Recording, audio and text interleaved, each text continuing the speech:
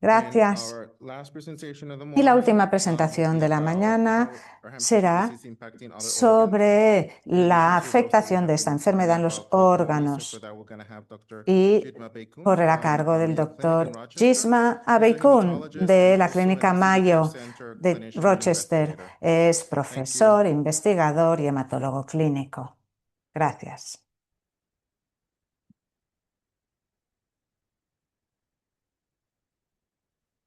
Buenos días a todos. Hoy les voy a hablar de la EEC y la afectación de los órganos. Va a ser una revisión de cosas que ya se han dicho en otras presentaciones. Quiero hacer hincapié en algunas cosas para que vean que por qué la EEC afecta a múltiples órganos. Por ejemplo, si hay una paciente con cáncer de mama, la paciente viene a verles y le dice, tiene una masa en la mama. O, por ejemplo, este cáncer más frecuente se origina en ese órgano, en esa zona del órgano. Pero a diferencia de este cáncer, la enfermedad de Erdheim-Chester se manifiesta afectando múltiples órganos, huesos, el riñón, como se acaba de decir, el cerebro, el hígado. Pero, ¿por qué? Pues esto es algo que quiero destacar. Y la primera pregunta, bueno, lo primero que les voy a decir es que no tengo conflictos de interés. Y la primera pregunta, como decía, que me pregunto es, ¿qué es un histiocito? Con esto quiero empezar y hablaremos de presentaciones habituales de la EEC. ¿Cuál es la primera prueba, la primera evaluación que se hace en el paciente, en la clínica? Y luego acabaré con la importancia de participar la ciencia en equipo. Hay que involucrar a patólogos, radiólogos, inmunólogos, hemólogos, nefrólogos. Todos son importantes. Y eso hay que entenderlo. ¿Qué es un histiocito? Histio significa tejido y cito, célula. Histiocito, célula del tejido. Y este histiocito, ¿ven mi diapositiva? ¿Y ven el puntero?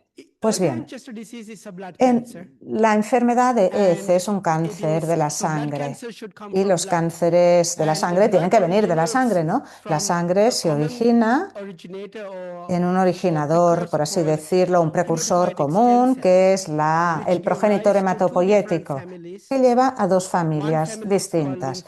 Una es la familia linfoide, que está en los ganglios linfáticos y que lleva al linfoma, por ejemplo, entre otras enfermedades. Y otras células se llaman células mieloides y estas células dan lugar a muchos grupos distintos de células de la sangre, como los glóbulos rojos y otros. Algunos de estos glóbulos rojos se llaman monocitos y los monocitos tienen dos sabores distintos, las células dendríticas y los macrófagos. Y estas dos células van a distintos órganos de nuestro cuerpo y se instalan ahí. Y, como ya se ha dicho, sobreviven y vigilan. Es importante comprender que un órgano normal, para funcionar bien, es importante que ese órgano tenga células dendríticas y macrófagos en ese órgano funcionante para vigilar y asegurarse de que el órgano está sano. En la EEC y en la LCH y la RDD, las células cancerosas son estas, las células dendríticas y los macrófagos. Estas son las células que se convierten en células cancerosas. En el cáncer de mama, la célula de mama se convierte en célula cancerosa. En el cáncer de colon, la célula de colon se convierte en célula cancerosa. Lo mismo en la EEC. Estas dos células dendríticas y macrófagos se convierten en célula cancerosa. Y ya les he dicho algo antes, les he dicho que estas dos células pueden residir en cualquier órgano, en cualquier tejido blando, incluido el hueso.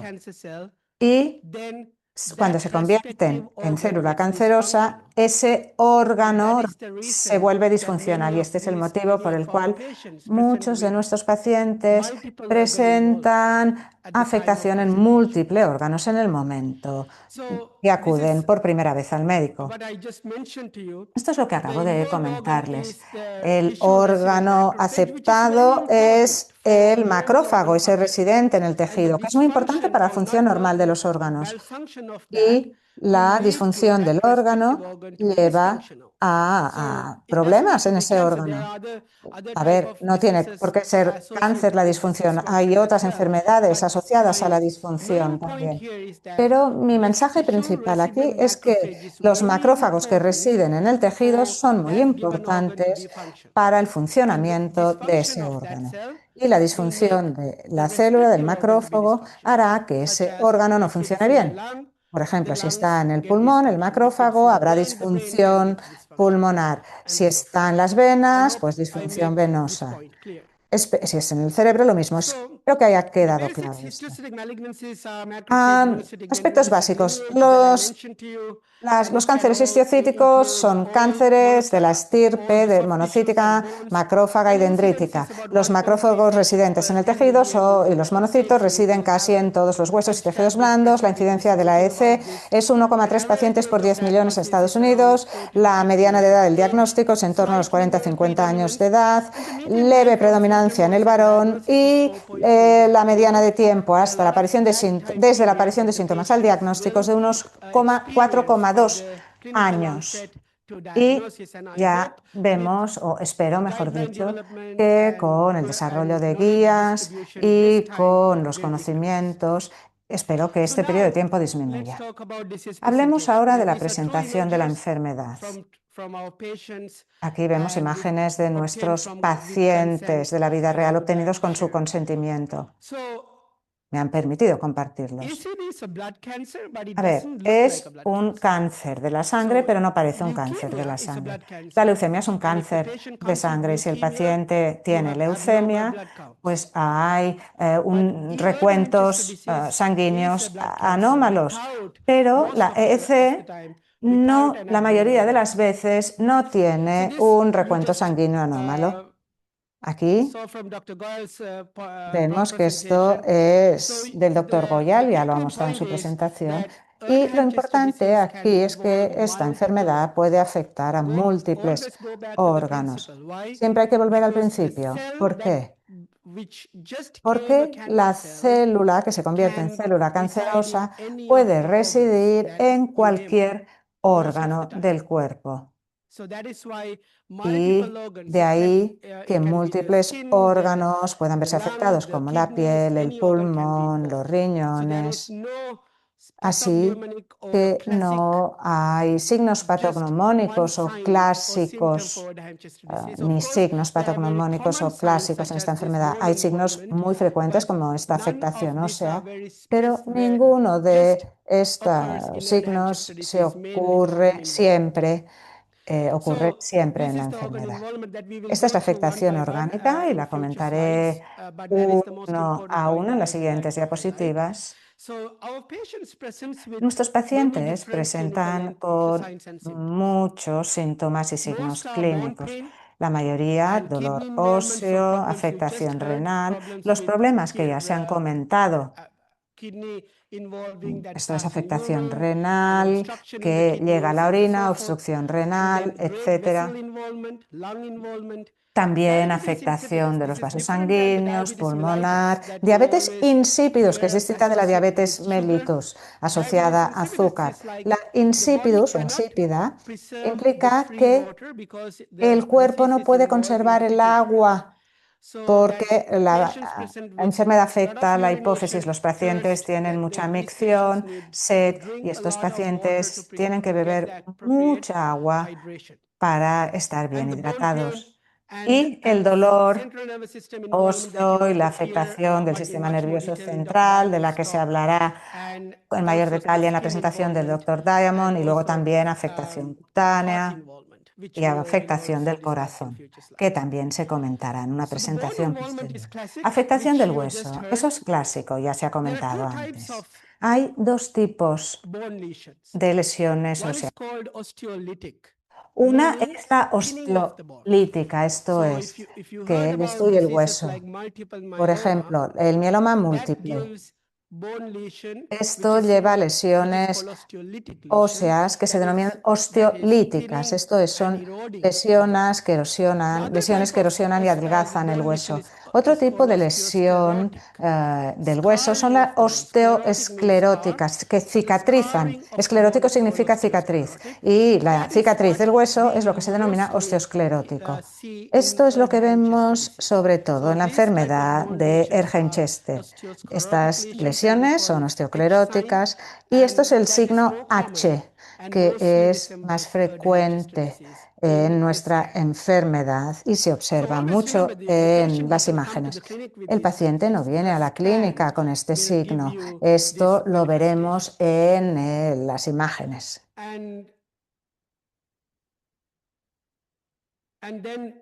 Y luego ese riñón peludo que ya se ha comentado. Vemos infiltración en torno al riñón. Normalmente, ya han visto esta foto antes, como decía, normalmente los riñones tienen que tener unos riñones claros, pero los que son peludos tienen esas proyecciones que afectan a los riñones y pueden obstruir los uréteres y provocar lesión renal. No voy a entrar en detalle en esto porque ya se ha hablado largo y tendido. Y luego el doctor Diamond ya les hablará de la afectación del sistema nervioso central, pero quiero decir algo. En el cerebro y en las membranas asociadas al cerebro y también en la columna vertebral, pues cualquier sitio puede verse afectado por esta enfermedad, por la EEC específicamente. Y todo esto nos lleva a ese principio que he mencionado. Estas células, las células cancerosas, pueden residir en cualquier tejido blando y en el hueso, con lo cual no hay un órgano específico y una ubicación que nos diga la EEC solo afecta esta zona del cerebro. Claro, hay aspectos comunes, pero yo diría que cualquier lugar puede verse afectado en esta enfermedad. Los grandes vasos también pueden estar afectados, incluido el corazón. En cuanto al corazón, la ubicación afectada con mayor frecuencia es la aurícula derecha, que se ve infiltrada. Pero aquí vemos la aorta, cómo sale. Esta es la pared aorta infiltrada por enfermedad de Erdheim-Chester y también lo vemos en las cavidades del corazón, también pueden estar afectadas. Aquí tenemos al riñón y estas flechitas amarillas nos muestran las estructuras vasculares infiltradas por la EEC. De aquí lo mismo, las paredes pueden estar afectadas por la EEC. Y en los pulmones igual. Hablaremos de los pulmones en la siguiente diapositiva, pero el pulmón puede estar afectada con distintos patrones en la EEC y eso lo diferencia de la LCH. En la histocitosis de células de Langerhans, esto no es EEC, esto es LCH, vemos que el parénquima del pulmón, esto es la carne del pulmón, está afectada por lesiones cavitarias como estas. Pero en la enfermedad EEC vemos básicamente que hay lesiones que parecen masas o vemos que las membranas del pulmón pueden estar afectadas. Son dos presentaciones pulmonares distintas, pero el resumen es que el pulmón puede verse afectado en la enfermedad EEC. Y estas son las manifestaciones. La piel también puede verse afectada. Esta es una presentación habitual. Nada de esto es pactonómico. Si observamos este tipo de lesión en un paciente, en una consulta clínica normal, pues esto se puede observar en otras enfermedades. El aumento del colesterol, por ejemplo, nos puede dar esta lesión. Así que esta lesión per se no lleva automáticamente a diagnóstico de EEC. De ahí que sea tan importante combinar todo, los signos radiológicos, la patología, las manifestaciones clínicas, combinarlo todo para tener un diagnóstico integral. Aquí vemos el infiltrado clásico de la enfermedad EEC. Y vemos que la mama puede estar afectada, el ojo, la cara interna de la retina puede verse afectada también, y el hígado y la zona abdominal asimismo. Y vemos aquí este aspecto de tinción, que es lo que demuestra la lesión. Aquí tenemos la corte de Mayo. Lo más frecuente que vemos en nuestra consulta es el dolor de huesos, pero puede haber diabetes insípida, que ya he comentado, los derrames pleurales y pericardios, esto es el líquido en torno al saco que rodea el corazón, los pulmones y el abdomen. Pues ese saco puede llenarse de líquido, y luego el dolor asociado al abdomen y al riñón, puede haber ataxia, esto es desequilibrio como manifestación. El doctor Diamond creo que también hablará de los síntomas neurodegenerativos que son frecuentes en la enfermedad. Los pacientes mayores, pero no todos, pueden tener manifestaciones cerebrales que se detectan mediante imágenes. Los pacientes pueden tener, no obstante, deterioro cognitivo a largo plazo. No sé, a veces se dice el señor Smith o la señora Smith no era igual hace 5 años que ahora en el momento del diagnóstico. Y puede haber también desequilibrio hormonal, porque hay infiltración en los órganos que producen hormonas, la hipófisis, las glándulas suprarrenales, y esto es importante tenerlo presente. La enfermedad de Erdheim-Chester puede afectar a varios órganos. Como he dicho, y eso nos lleva a los principios, la célula cancerosa reside en muchos órganos, con lo cual esos órganos pueden volverse disfuncionales, y existen buenos tratamientos. Si realizamos un diagnóstico oportuno, a tiempo, con buenas estrategias terapéuticas, podemos cambiar las cosas porque evitaremos que progrese la enfermedad. Es una enfermedad crónica. Es incurable todavía, pero podemos controlar la enfermedad y conservar los órganos, evitando que se vuelvan disfuncionales. Esto es importante. Necesitamos al cardiólogo, al dermatólogo, al endocrinólogo, al radiólogo, al reumatólogo. Necesitamos a todas las especialidades a la hora del diagnóstico, eso es importante. Un único doctor no podrá hacer el diagnóstico de EEC por muy brillante que sea. De ahí que la ciencia en equipo sea importante. Se necesita también la opinión de los expertos, y centros especializados son importantes para manejar a los pacientes con esta enfermedad rara. Pruebas recomendadas, pues los análisis de laboratorio iniciales, el cerebro, las células sanguíneas, el riñón, el hígado y el corazón. Se ha de hacer un hemograma completo, anomalías hidroelectrolíticas, evaluación de transaminasas, y luego pruebas genéticas. Las pruebas genéticas se pueden hacer de dos maneras.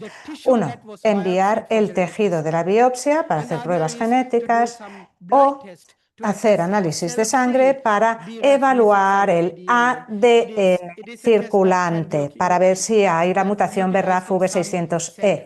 Esto se utiliza en algunos centros. Y luego los estudios de imagen, sobre todo el PET-TAC, la resonancia cardíaca. Se puede hacer la resonancia cerebral, y se puede hacer resonancia cardíaca en base a la presentación clínica. Y luego otros análisis de otras pruebas de laboratorio en base a la presentación y a las anomalías detectadas en las pruebas anteriores.